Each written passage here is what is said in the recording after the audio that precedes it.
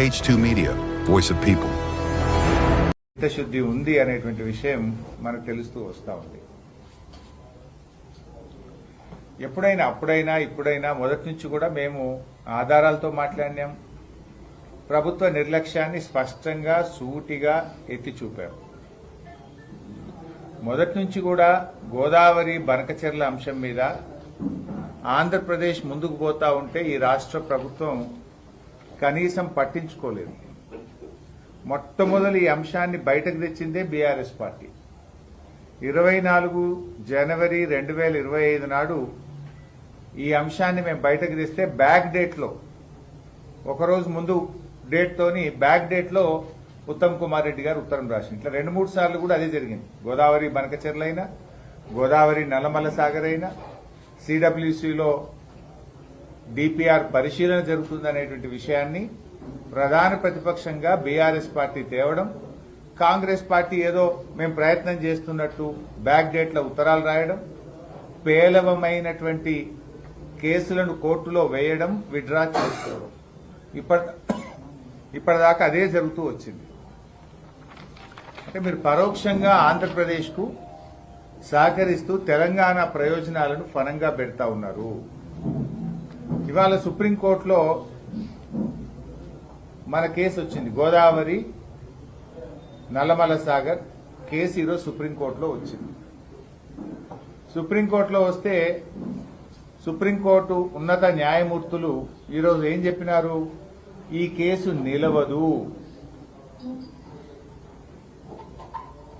ఈ కేసు మీరు procedural lapses ఉన్నాయి, మీ సూట్ సరిగా ఫైల్ చేయలేదు అని రాష్ట్ర ప్రభుత్వానికి మొట్టికాయలేసింది సుప్రీంకోర్టు.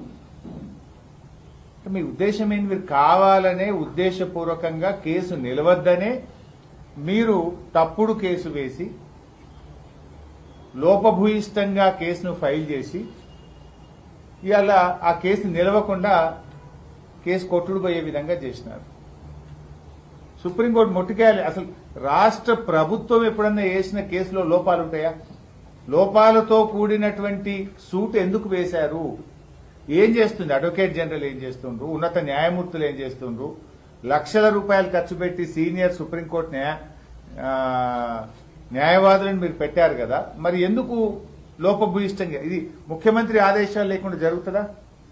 రాష్ట్రానికి సంబంధించిన ఇంత అతి ముఖ్యమైనటువంటి కేసు, గోదావరి జలాలకు సంబంధించినటువంటి కేసు ఇవాళ వస్తుందంటే 2 రోజుల ముందు ముఖ్యమంత్రి, నీటిపారుదల శాఖ మంత్రి, న్యాయశాఖ మంత్రి, సీనియర్ అధికారులు రివ్యూ చేస్తారు ఎప్పుడైనా.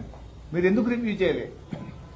నిన్న మొన్న ఏంది ఎంతసేపు బీఆర్ఎస్ తిట్టుడు, మిమ్మల్ని కోస్తాం, మిమ్మల్ని జైలు వేస్తాం, మీ రక్తం జిమ్ముతాం, దీంట్లో బిజీ ఉన్నారు మీరు. రాష్ట్ర ప్రయోజనాలు కాపాడడంలో మీ వైఫల్యం కొట్టొచ్చినట్టు కనబడుతుంది. ఇది వైఫల్యం అనాలనా? ఇది ఉద్దేశపూర్వకంగా ఆంధ్రప్రదేశ్ కు జలాలు వదలడానికి, గోదావరి బనకచెర్ల ప్రాజెక్టు ముందుకు సాగడానికి మీ పరోక్ష సహకారం అనాలనా? ఇవాళ మీరు సమాధానం రాష్ట్ర ప్రజలకు చెప్పాలి. ఇప్పుడు గతంలో కూడా మీరు విరిటేసినారు. విరిటేస్తే సుప్రీంకోర్టు మొట్టికాయలేసి కొట్టేసింది. రిట్టు నిలవదు, రిట్టు వేయడం తప్పు అని సుప్రీంకోర్టు డిస్మిస్ చేసింది. రిట్టు డిస్మిస్ అయితే ఇప్పుడు సూట్ వేసింది, సూట్ కూడా డిస్మిస్ అయిపోయింది. 7 నెలలుగా ఏం తమాషాలు చేస్తున్నారు మీరు? ఈ విషయాన్ని బయటకు తెచ్చిందే బీఆర్ఎస్ పార్టీ. అంటే ఈ రిట్టు కూడా ఎప్పుడు వేసింది తెలుసా? అప్పుడు గోదావరి నల్లమల్ల సాగర్ మీద ఆంధ్రప్రదేశ్ ప్రభుత్వం టెండర్లు పిలిచింది. టెండర్లు ఫైనల్ అయిపోయి టెండర్లు ఓపెన్ అయ్యేదాకా కోర్టులో కేసు వేయలే. సో దట్ టెండర్లు మళ్ళీ ఎక్కడైనా కోర్టు స్టే ఇస్తుందేమో అని 11 డిసెంబర్ 2025 నాడు టెండర్లు క్లోజ్ అయినాయి. గోదావరి నల్లమల్ల సాగర్ టెండర్లు 11 డిసెంబర్ 2025కు పూర్తయినాయి. వీళ్ళు రిట్ ఎప్పుడు వేసిండ్రు? 16 డిసెంబర్ 2025. టెండర్లు అయిపోయినాక 5 రోజులకు సుప్రీంకోర్టులో రిట్ వేసిండ్రు. సుప్రీంకోర్టు అన్నది ఇలాంటి కేసుల్లో రిట్ వేయడానికి వీలు లేదని, అది కూడా తప్పుడు లోపభూయిష్టమైన రిట్ వేస్తే సుప్రీంకోర్టు మొట్టికాయలేసింది, రిట్ డిస్మిస్ చేసింది. రిట్ డిస్మిస్ అయితే సూట్ వేసింది, సూట్ ఇవాళ అది డిస్మిస్ అయిపోయింది. అంటే 7 నెలలు, డిసెంబర్ 16 నుంచి ఇవాళ జూలై 13, 7 నెలలుగా ఆంధ్రప్రదేశ్ కడుతున్న అక్రమ ప్రాజెక్టు మీద కేసు కూడా వెయ్యలేని మీ బలహీనత ఏంది అని మేము అడుగుతా ఉన్నాం. Why are you fail to stop the illegal project? ఆపడం వదులండి, కేసే వేయలేకపోతున్నారే 7 నెలల. ఇంత పెద్ద రాష్ట్రము, ఇంత పెద్ద న్యాయ వ్యవస్థ 7 నెలలుగా మీరు కేసు కూడా సుప్రీంకోర్టులో వేయకపోవడానికి గల బలహీనత ఏంది? మొదలు కేసేసినప్పుడేమో టెండర్లు అయిపోయేదాకా చూసి ఆగి గోదావరి నల్లమల్ల సాగర్ టెండర్లు ఆంధ్రప్రదేశ్ పూర్తి చేసుకున్నాక 5 రోజులకు విరిట్ వేస్తుంది. విరిట్ డిస్మిస్ అయిపోయాయి. సూట్ వేయడానికి మళ్ళీ 5 నెలలు తీసుకుంటుంది. ఆ సూటు ఇవాళ లోపభూయిష్టమైన సూటు తప్పుడుగా వేసిందని సుప్రీంకోర్టు ఉన్నత న్యాయమూర్తులు మొట్టికాయలేసి ఈ సూటు చెల్లది, ఇది ప్రొసీజర్ ఫాలో కాలేదు, ఈ సూటును డిస్మిస్ చేస్తున్నామని ఎత్తి అవతల పడేసింది. ఏం చేస్తున్నట్టు? ఇది చంద్రబాబుతో రేవంత్ రెడ్డి కుమ్మక్కుకు ఇంతకంటే సాక్ష్యం ఏం కావాలి? ఆయన గురువు గారి కళ్ళల్లో ఆనందం చూడడానికి ఇవాళ తెలంగాణ ప్రయోజనాలు రేవంత్ రెడ్డి దెబ్బతీస్తున్నారనడానికి ఇవాళ సుప్రీంకోర్టులో లోపభూయిష్టమైన కేసు వేసి దాన్ని డిస్మిస్ అవడమే ఒక బలమైనటువంటి సాక్ష్యం. ఇంత దారుణమా? ఎట్లుందంటే ఇదంతా డ్రామా ఎట్లుందంటే నువ్వు కొట్టినట్టు చేయాలి కానీ దెబ్బ తాకద్దు, నువ్వు అడిగినట్లే ఉండాలి కానీ ప్రాజెక్టు ఆగద్దు. రేవంత్ రెడ్డి అడిగినట్టే ఉంటుంది, ఆ కేసు నిలవది, ప్రాజెక్టు ఆడ ఆగదు, నడుస్తూనే ఉంటుంది. కొట్టినట్టే ఉండాలి కానీ దెబ్బ తాకద్దట. ఇవాళ ఆ డ్రామా ఆడుతూ ఉన్నారు. ఇవాళ రేవంత్ రెడ్డి తెలంగాణ ఉద్యమ ద్రోహే కాదు, ఇవాళ తెలంగాణ పాలిట ఒక జలద్రోహిగా కూడా మారిపోయినాడు. ఎందుకు ఇవాళ కేసు ఫెయిల్ అయింది? ఒక మొదటిసారి ఫెయిల్ అయినప్పుడైనా బుద్ధి రావాలి కదా. అప్పుడే విట్టేస్తుంది, అది కొట్టుడు బాయ్. రెండోసారి అన్న సూట్ అన్న సరిగేయాలి కదా. ఇవాళ మళ్ళా కొట్టుడు పోద్దా? 7 నెలల తర్వాత కూడా ఒక అక్రమ ప్రాజెక్టును ఆపే తెలివితేటలు మీకు లేవా? ఆ రోజుల్లో మేము ఎన్ని ఆపినాం? రాయలసీమ లిఫ్ట్ ఇరిగేషన్ మేము పోయి కోర్టులో స్టే తెచ్చినాం కదా. ఆంధ్రప్రదేశ్ అక్రమ ప్రాజెక్టుల మీద ఎన్నో స్టేలు తెచ్చింది బీఆర్ఎస్ ప్రభుత్వం. నువ్వెందుకు ఆపలేకపోతున్నావు? అంటే నీ లోపభూయిష్టమైన విధానం, అంతర్గత చంద్రబాబుతో ఉండే నీ ఒప్పందం వల్లనే ఇవాళ రాష్ట్రాల హక్కులకు దెబ్బ తగిలేటువంటి పరిస్థితి కనబడతా ఉంది. నాకు తెలిసి దేశంలో ఒక రాష్ట్ర ప్రభుత్వం వేసిన సూటు ఇంత వేగ్గా ఉంటది, లోపభూయిష్టంగా ఉన్న సందర్భం ఏదైనా ఉందంటే ఇదే కావచ్చు నాకు తెలిసినంతవరకు. ఇవాళ మొదటి నుంచి కూడా గోదావరి బనకచెర్ల ప్రాజెక్టు విషయంలో బీఆర్ఎస్ పార్టీ ఇది తెలంగాణకు అన్యాయం జరుగుతుంది, వద్దు వద్దు అని మేము చెప్తూనే ఉన్నాం. ఈ రేవంత్ రెడ్డి ఓకే అంటాడు. అప్పుడు ఆంధ్రప్రదేశ్ ఢిల్లీలో మీటింగ్ పెడితే నేను మీటింగ్ పోను అన్నాడు. ఎజెండాలో ఉంటే నేను మీటింగ్కే పోనన్నాడు. ఎజెండాలో ఉన్న ఢిల్లీలో మీటింగ్ పోయిండు. ఎజెండాలో ఉన్నది అని బీఆర్ఎస్ పార్టీ బయట పెడితే నేను కమిటీ అయ్యా అన్నాడు. కమిటీ అయ్యా అన్నాడు. ఏం చేసిండు? మళ్ళా 23వ తారీఖు నాడు, డిసెంబర్ 23వ తారీఖు నాడు చంద్రబాబు బంటు, చంద్రబాబు ఏజెంటు ఆదిత్యనాథ్ దాస్ ను కమిటీలో పెట్టి 23 డిసెంబర్ నాడు కమిటీలో వేసిండు. మీటింగ్ పోనంటాడు, పోతాడు. ఎజెండాల లేనే లేదు బనకచెర్ల అంటాడు, ఎజెండాలకెళ్ళి బయటకు వెళ్తుంది. కమిటీ వెయ్య అంటాడు, కమిటీ వేస్తాడు. ఆ కమిటీలు ఎవరిని వేస్తాడు? చంద్రబాబు ఏజెంటు, చంద్రబాబు బంటు, చంద్రబాబు చెప్తే మన రాష్ట్ర ప్రభుత్వ సలహాదారుడిగా పెట్టుకున్న ఆదిత్యనాథ్ దాస్ అంటే దొంగ చేతికి తాళాలు ఇచ్చింది. ఇవాళ ఏం జరిగింది? విరిట్ వేస్తే విరిట్ ఫెయిల్, సూట్ వేస్తే సూట్ ఫెయిల్ సుప్రీంకోర్టులో. ఈ ఆదిత్యనాథ్ దాస్ ఒక 100 ఉత్తరాలు తెలంగాణ ప్రాజెక్టులకు వ్యతిరేకంగా మన ప్రాజెక్టులు అడ్డుకోవడానికి ఆనాడు ఆంధ్రప్రదేశ్ చీఫ్ సెక్రటరీగా, ఆంధ్రప్రదేశ్ ఇరిగేషన్ సెక్రటరీగా మన ప్రాజెక్టులను అడుగడుగున అడ్డుకున్నటువంటి వ్యక్తి. ఇవాళ ఆయన చేతిలో నువ్వు కమిటీ వేసి ఆయన చేతిలో పెట్టడం అంటేనే ఇది దొంగ చేతికి తాళాలు ఇవ్వడం, ఆంధ్రప్రదేశ్ చేతిలో మన అధికారాలు పెట్టడం. ఇవాళ ఢిల్లీలో ఈరోజు కూడా మీటింగ్ అవుతా ఉంది. మన సెక్రటరీలు పోయింది. కేంద్ర ఇరిగేషన్ సెక్రటరీ కాంతారావు గారి దగ్గర ఇరిగేషన్ సెక్రటరీల మీటింగ్ ఇది అవుతా ఉంది. అంటే మొన్న ఢిల్లీలో ఈ మధ్యకాలంలో జరిగిన మీటింగ్ల కొనసాగింపు జరిగింది. కర్ణాటకలో 3 ముఖ్యమంత్రులు కూర్చొని సీక్రెట్ మీటింగ్ పెట్టారు. ఏం జరిగింది ఆ సీక్రెట్ మీటింగ్ లో? బయట పెట్టండి. కర్ణాటకలో 3 ముఖ్యమంత్రుల మీటింగ్ యొక్క ఎజెండా మినిట్స్ బయటకు రావాలి కదా. పత్రికల్లో వార్తలు వస్తున్నాయి, సుజలాం సుఫలాం అంటే ఆంధ్రప్రదేశ్ కర్ణాటకకు సుజలాం సుఫలాం, తెలంగాణకు నిష్ఫలం. ఇప్పుడు మేము పత్రికల్లో చదువుతుంది ఏంది, సమ్మక్క బ్యారేజీకి ఉన్న 47 టీఎంసీల కేటాయింపును తెలంగాణ వదులుకోవాలట. తెలంగాణ గుండా రావాల్సిన జాతీయ project interlinking of river project ఇప్పుడు తెలంగాణ గుండా కాకుండా పోలవరం బనకచెర్ల ద్వారా గ్రాండ్ ఆనికట్టు పోతుంది. అంటే తెలంగాణకు జాతీయ ప్రాజెక్టు పోతుంది, తెలంగాణకు 47 టీఎంసీల సమ్మక్క బ్యారేజీ పోతుంది. రేవంత్ రెడ్డిని ఎన్ఓసీ తెస్తా. నీ ఎన్ఓసీ దేనికి పనికి వస్తుంది అసలు? ఎన్ఓసీ అనేది దేనికోసం ఉపయోగిస్తుంది? ఎన్ఓసీ అనేది ఇంటర్ స్టేట్, ఒక రాష్ట్రం యొక్క సరిహద్దుల్లోని ప్రాజెక్ట్ కట్టుకోవడానికి ఎన్ఓసీ కావాలి. ఆంధ్రప్రదేశ్ ఇవాళ పాలమూరు రంగారెడ్డి ఎత్తిపోతల పథకానికి 45 టీఎంసీలు మైనర్ ఇరిగేషన్ మనవే. పోలవరం డైవర్షన్ లో భాగంగా వచ్చే 43 టీఎంసీలు మనవే. ఇంటర్లింకింగ్ ఆఫ్ రివర్స్ లో రావాల్సిన 43 టీఎంసీలు మనవే. దీనికి ఆంధ్రప్రదేశ్ ఎన్ఓసీ ఎందుకు? వాళ్ళని ఎందుకు అడుక్కుంటున్నావు? ఆ ఎన్ఓసీ పేరిట తెలంగాణ నీటి ప్రయోజనాలను గోదావరి నదిలో ఎందుకు వదులుకుంటున్నాడో ఇవాళ రేవంత్ రెడ్డి సమాధానం చెప్పాలి. మనకు 968 టీఎంసీ గోదావరిలో ఉంది, ఇంకా 130 టీఎంసీలకు ప్రాజెక్టులకు అనుమతి రావాలి. అవి రాకుండా ఈ ఇంటర్లింకింగ్ ఆఫ్ రివర్స్ కు పోలవరం నుంచి నీళ్లు తీసుకుపోవడానికి అనుమతిస్తే రేపు తెలంగాణ యొక్క గోదావరి జలాలలో మన హక్కులకు భంగం వాటిల్లే అవకాశం ఉంది. గతంలో ఇదే ఇంటర్లింకింగ్ ఆఫ్ రివర్స్ మీద చర్చ జరిగినప్పుడు నాటి బీఆర్ఎస్ ప్రభుత్వం మొత్తం ఆ 968కి అనుమతి ఇచ్చినాకనే ఇంటర్లింకింగ్ ఆఫ్ రివర్స్ చేపట్టాలి అని స్పష్టంగా చెప్పినాం. మరి ఇంకా 130 ఆగే ఉంది కదా, ఆ అనుమతులు తీసుకోకుండా నువ్వు ఎందుకు బాదరగా దొంగచాటున సీక్రెట్ గా ఎందుకు దీనికి ఒప్పందానికి నువ్వు రూపకల్పన చేస్తున్నావు? రేపు నష్టం జరిగితే దానికి ఎవరు బాధ్యత వహించాలి? మేము ముందే హెచ్చరిస్తున్నాం. నువ్వు ఏం చేసినా అసెంబ్లీ పెట్టి నీ ఆలోచన అసెంబ్లీలో చర్చించి ఆమోదం తీసుకో. ఆల్ పార్టీ మీటింగ్ పెట్టి చర్చించి ఆమోదం తీసుకో.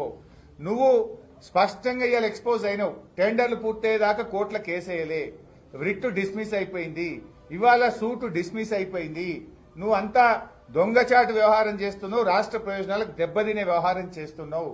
మళ్ళా రేపో మాపో ఢిల్లీ పోయి నువ్వు అక్రమంగా నువ్వు ఒప్పందాలు చేసుకుంటే రాష్ట్రానికి నష్టం జరిగితే మాత్రం బీఆర్ఎస్ పార్టీ ఊరుకోదు. నీకు అవగాహన తక్కువ, ఆవేశం ఎక్కువ. దేవాదుల ఏ బేసిన్లు ఉందో నీకు తెలియదు, నల్లమల ఎక్కడ ఉందో నీకు తెలియదు. నీకు ఇప్పటికీ ఏ విషయం మీద కూడా అవగాహన పెంచుకోలే. 31 నెలల తర్వాత కూడా నువ్వు ఆదిత్యనాథ్ దాస్ మాటలు పట్టుకొని నువ్వు తెలంగాణ ప్రయోజనాలు దెబ్బతీస్తే మాత్రం ఊరుకోమని చెప్పి మేము హెచ్చరిస్తా ఉన్నాం. ఆలోచన ఏదైనా ప్రజల ముందు పెట్టాలి, ప్రజలతో చర్చించిన తర్వాతనే మరి రాష్ట్ర ప్రయోజనాలకు దెబ్బతినకుండా మీరు నిర్ణయాలు తీసుకోవాలని ప్రభుత్వాన్ని హెచ్చరిస్తున్నాం. ఇవాళ రాష్ట్ర ప్రజలు కూడా గమనించినారు. అసలు ప్రభుత్వం వేసిన కేసు డిస్మిస్ అవుతుందా? ఒక్కసారి కాదు 2 సార్లు అవుతుందా? రిట్టు డిస్మిస్, ఇలా సూటు డిస్మిస్. గోదావరి బనకచెర్ల విషయంలో నీ వైఖరి అనుమానాస్పదంగా ఉంది. తెలంగాణ ప్రయోజనాలు దెబ్బతీసే విధంగా ఉంది. చంద్రబాబు గారికి కొమ్ము కాసే విధంగా ఉంది. ఆంధ్రప్రదేశ్ ప్రయోజనాల కోసం తెలంగాణ నీటి హక్కులను వదులుకుంటా ఉన్న పరిస్థితి ఈరోజు కనబడతా ఉంది. దీని మీద ప్రభుత్వం సమాధానం చెప్పాలి. అండ్ నాకు అర్థం కాదు, లాస్ట్ టైం ఏమో సూటు బూట్ వేసుకొని పోయింది ఉత్తమ్ కుమార్ రెడ్డి, అది ఆయనతో రిట్టు కొట్టుడు వీకింది. ఈసారి అటాంకలు పోలేగా. అంటే ఏంది అసలు? నువ్వు లాస్ట్ టైం సుప్రీంకోర్టు పోయిండు, సూటు బూట్ వేసుకొని పోయిండు. ఈయన పోయిండు, ఆయన డామ్ అనేది అది రిట్టే కొట్టేసింది సుప్రీంకోర్టు. మరి ఇలా సూట్ వేసిండు, మరి సూట్కు మరి సూట్ వేసుకొని ఎందుకో పోలే, మరి పట్టించుకోలే, కనీసం రివ్యూ చేయలే. ఏం జరుగుతా ఉంది అసలు? ఇలా ఈ రాష్ట్ర హక్కులు కాపాడాలి. ఇలా 3 మంత్రులు దేవాదులు పోయిండ్రు, పెద్ద బిల్డప్ ఇచ్చారు. అసలు దేవాదులు పోయి బట్టిగారు మాట్లాడుతుండు, ఏమంటుండు బట్టిగారు? మేము మోటార్ ఆన్ చేసినాం. ఎప్పుడు ఆన్ చేసినాం? బీఆర్ఎస్ గట్టిగా ప్రశ్నించినాక. నువ్వు ఇక్కడనేమో ఎన్డీఎస్ఏ అంటున్నావు, మేడిగడ్డ కాడ ఎన్డీఎస్ఏ పెట్టి సాకులు చెప్తున్నావు. దేవాదుల కాడ ఏ ఎన్డీఎస్ఏ ఉన్నది, ఎందుకు ఎత్తుతలేవు అని బీఆర్ఎస్ అడిగితే అది కూడా సగం మోటార్లు ఆన్ చేసి ఇంకా సగం చేయలే. బీఆర్ఎస్ ప్రశ్నించినాక మీరు నిద్రలేసిండ్రు. దేవాదుల మోటార్లు ఎప్పుడానేనే మేము అడిగినాకనే కదా. ఇప్పటికీ 2500 క్యూసెక్కులు ఎత్తాల్సిన చోట 1500 ఎత్తుతుండ్రు. 10 మోటార్లు ఉంటే 6 నడుస్తున్నాయి, ఇంకా 4 మోటార్లు ఇప్పటికీ స్టార్ట్ చేయలే. ఇంకా ఆడిపోయి బట్టి గారు చెప్తుండు ఈ నీళ్లు ఎత్తడానికి సమ్మక్క బ్యారేజీలో నీటి నిల్వ చేసుకుంటే మనం పంపింగ్ చేసుకోవడానికి వీలుగా ఉంటుంది అని ముద్దుగా చెప్పిండు బట్టి గారు. మరి సమ్మక్క బ్యారేజ్ ఎవరు కట్టిరు? మీ కాంగ్రెస్ గట్టలే. మీ కాంగ్రెస్ 170 రోజులు దేవాలయంలో నీళ్లు ఎత్తుతామంటే ఫుట్బాల్లకు నీళ్లు అందకపోతే నీళ్లు కిందికి పోతుంటే 100 రోజులు నడవలే. ఆనాడు కేసీఆర్ గారు ఆలోచించి సమ్మక్క బ్యారేజ్ కడితే ఇవాళ 250 రోజులు దేవాదులు నడుస్తా ఉంటుంది. బట్టి గారు మీరు చెప్పిన నీళ్లు నిల్వ చేసుకుంటాం సమ్మక్క బ్యారేజీలో, సో దట్ దేవాదులు నడుస్తుంది. ఆ నిల్వ ఎక్కడిది? ఆ బ్యారేజ్ ఎవరు కట్టిండ్రు? బీఆర్ఎస్ పార్టీ కట్టింది, మా కేసీఆర్ గారు ప్రభుత్వం కట్టింది. ఉత్తమ్ కుమార్ రెడ్డి కూడా మాట్లాడుతుండు, యాసంగిలో 86 లక్షల మెట్రిక్ టన్నుల వడ్లు కొన్నామంటాడు ఇవాళ దేవాదుల కాడ. నువ్వు కొత్త కొనేది 86 లక్షలు. 2020-21లోనే 92 లక్షల మెట్రిక్ టన్నుల వడ్లు కొన్నావు. నువ్వు మాకంటే తక్కువ కొన్నావు. 2021లోనే నాటి బీఆర్ఎస్ గవర్నమెంట్ 92 లక్షల మెట్రిక్ టన్నుల వడ్లు కొన్నది. నువ్వు 6 లక్షలు తక్కువ కొన్నావు. సిగ్గుపడాలి ఇంకా అది కదా అని చెప్పుకుంటున్నావు. ఇంకా నువ్వు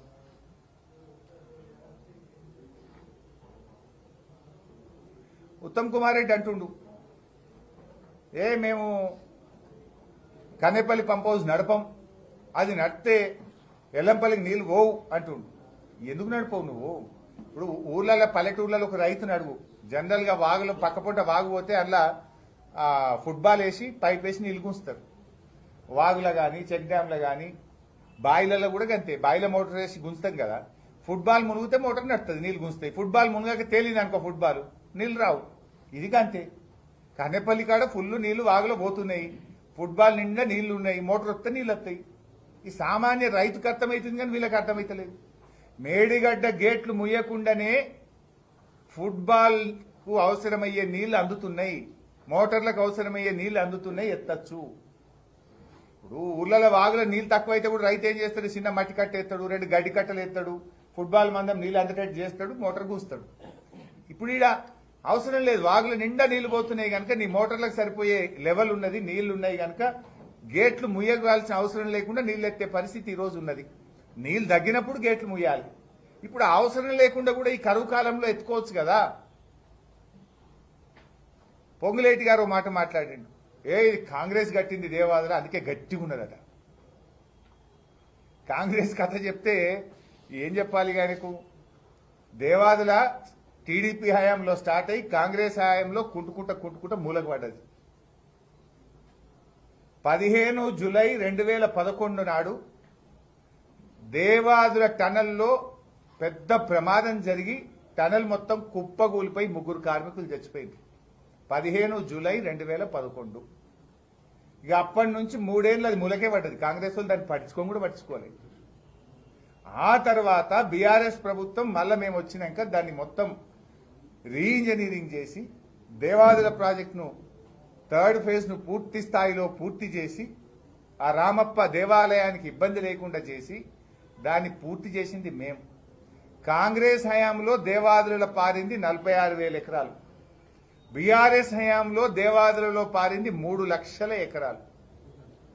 సో ఇప్పుడు పటిష్టంగా ఉన్నదంటే బీఆర్ఎస్ వల్ల ఉన్నది. మీరు కుప్పగూల్చిపోయారు, మీరు కూలగొట్టి మూలకు పెట్టిపోతే దాన్ని రిపేర్ చేసి టెక్నాలజీ మార్చి దేవాలయాన్ని కాపాడుతూ దాన్ని పూర్తి చేసింది మేము, కూలగొట్టి మూలకు పెట్టింది మీరు.